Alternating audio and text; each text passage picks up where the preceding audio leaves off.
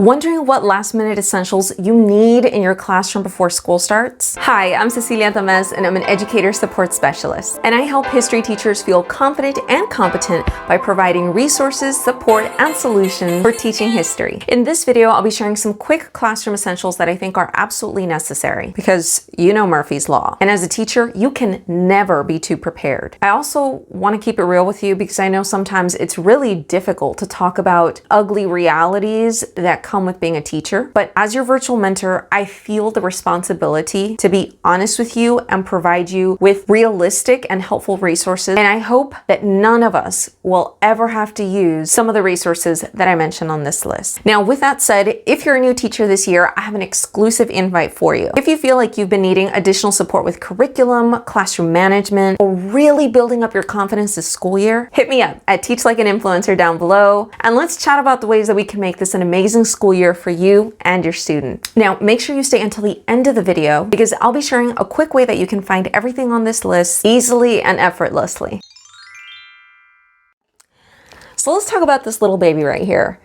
I cannot tell you how many times the power would go out at my former school. And for whatever reason, I feel like when the lights go out, it just flips the switch in our students for them to, one, scream, and two, assume that we're not going to be doing any more work, which if you're a teacher in a tested area, you know how unfathomable that idea is. So one purchase that I'm really grateful that I made early on in my career, y'all, is a potent camping lantern. You also definitely want to make sure that you know what batteries your lantern uses, and you want to make sure that you have a good supply of batteries, and not only for your lantern but any other battery powered item that you might happen to have in your classroom, because trust me, when you least expect it, you do not want to be that teacher that has to keep her class composed in the darkness. So a quick bonus tip about your lantern. I actually used to keep my lantern on my desk for quick access, and that meant that the minute that the lights were out, I didn't panic. I just calmly reached under my desk and would pull out the lantern. Now, here's the psychologically trippy part. When your students see that you are literally prepared for anything, that builds up a huge trust factor. That's right, simply by owning a lantern.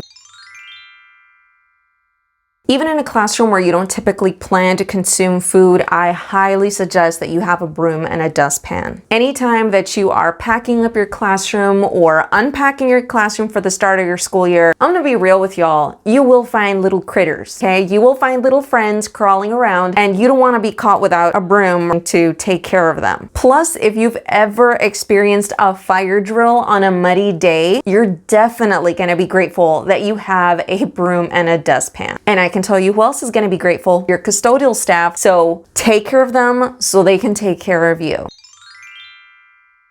Now, if you've watched any of my other videos, you know that I'm not a fan of covering every single square inch of my classroom at the start of the school year with decorations. I like to leave available spaces in my classroom to display student work because, again, this communicates that my students' work is valuable enough that I'm going to make space for it, and two, that we will be doing some sort of hands-on activities. Now, because of this, you always want to be prepared to display student work. So some items that I think you'll find helpful are things like push pins, mounting putty, magnets, clear tape, ceiling hooks, paper clips, yarn, fishing line, command hooks and or tape, clothespins, glue gun, scissors. So this right here is what my mounting kit looked like, and let me show you all. Push pins in general are great if you have bulletin boards to display student work. Magnets and mounting putty work best on whiteboards because they're easily removed, they don't leave a sticky residue or anything like that, and they're easy to reposition. So for your walls, you might want to do some command hooks, and I also had command tape just ready to go. I also had clothespins hot glued on my wall. Again, this will vary from school to school. Some campuses don't want you to do that, but it was a really practical way for me to change out word walls and visuals that I needed to scaffold instruction quickly quickly and effortlessly and to take down and put up for every benchmark or practice test that we had. For ceiling displays, I had the paper clip and yarn combo. If it was something that required a little bit more reinforcement, I also had these little ceiling hooks that actually hook like this to display things on the ceiling when I would run out of wall room. And of course, you always want to make sure that you have a hot glue gun and glue sticks that are the correct size. Now, if you've watched any other video on this channel, you know what a fan I am of creating intrinsic motivation for our students. But you know, sometimes things happen and we get in this engagement danger zone. Literally anything can disrupt our students' focus and engagement. So if you feel like you're losing your audience, you feel like you're losing your class, snacks are a fantastic way to bounce back from that. Now, I know that there are some school rules pertaining to food and whether or not you're allowed to give snacks out in school, but if you do happen to be at a school where you are allowed to give out snacks, or maybe the rule is you have to include this as part of your lesson plan and you create it as part of the lesson for incentive purposes, then first of all, you want to consider candies that are not going to pose a choking hazard, particularly the younger your audience. You want to be very cognizant of that. I would go with something instead that they have to chew, right? Maybe like a little candy bar or a mini candy bar, or maybe a lollipop, something that they have to consume gradually. I also take it upon myself to look at all my students' medical histories to see if anybody has any sort of allergen that I need to know about, or medical issue that I need to know about that wouldn't allow them to partake in receiving these snacks or treats. I also ask my students every single time before I toss them over a snack if they have any allergic situations going on that I need to know about. Now, what I did in this case is I did have a stack of alternative snacks that were a little bit more healthy for students that maybe couldn't eat junk food. Either way, I always advise that you check with your students, that you check medical records just to be on the safe side. And of course, you want to keep the portions small so that the kids don't go home bouncing off the walls. As a bonus tip, you want to ensure that you keep your snacks in a plastic, you don't want it to break, in a plastic tightly sealed container. And I would suggest that you keep these under lock and key until you've truly mastered classroom management. And to be frank with you, that took me about 8 years. If you're gonna be out, definitely be sure to have these under lock and key, because unfortunately I have known substitutes or folks stepping in to watch over my class to take the snacks that were ideally meant for my students.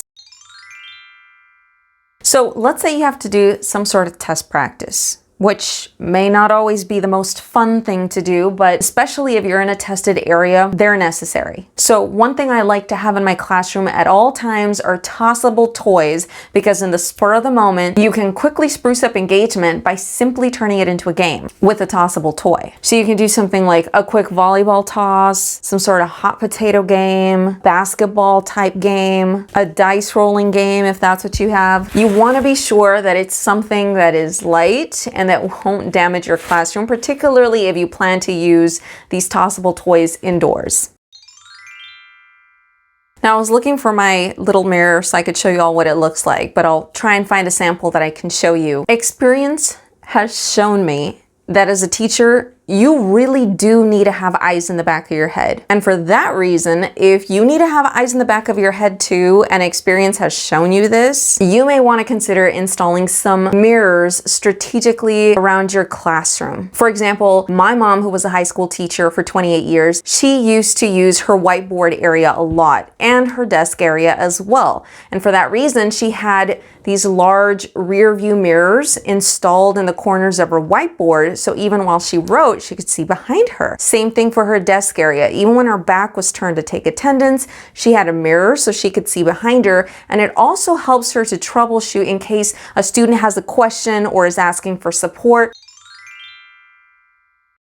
Okay, so this one goes without saying, but you always want to make sure you're prepared for unexpected weather. You do not want to be the teacher that's stranded at school because you don't have an umbrella to get to your car. And you want something that's small and portable that you can easily fit in your teacher bag or your little teacher cart that you can carry around everywhere all the time. This one has an actual wrist handle in case we had to go outside for surprise incentives and monitor students in the sun. Okay, this is something that you can easily carry because it's so portable.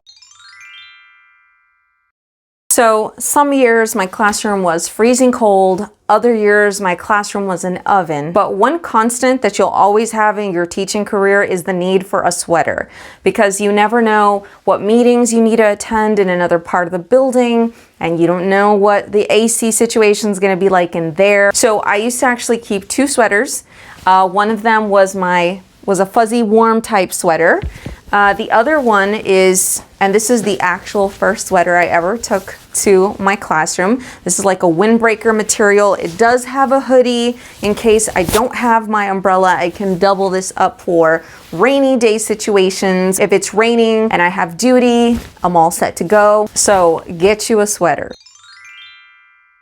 So some days, particularly when you're starting out your teaching career, you have to be dressed to the nines. Now, this doesn't mean that I wore 4-inch heels to work every day. Sometimes you're gonna have fire drills in muddy weather, and you do not wanna take your nice shoes out there, let me tell you. So sometimes I would have something like a dressy type of sandal that I could easily change into and change out of if we had to do a fire drill, or I was gonna have to walk across campus or something like that. Now, here's a sad reality that really pains me to share about teaching. You actually do have to pay attention to the kind of shoes that you wear to work. And for more than 10 years, this was in the back of my head every single day that I got dressed for work, because I didn't want to be in a situation where I needed to run and have to do it, you know, in shoes like this.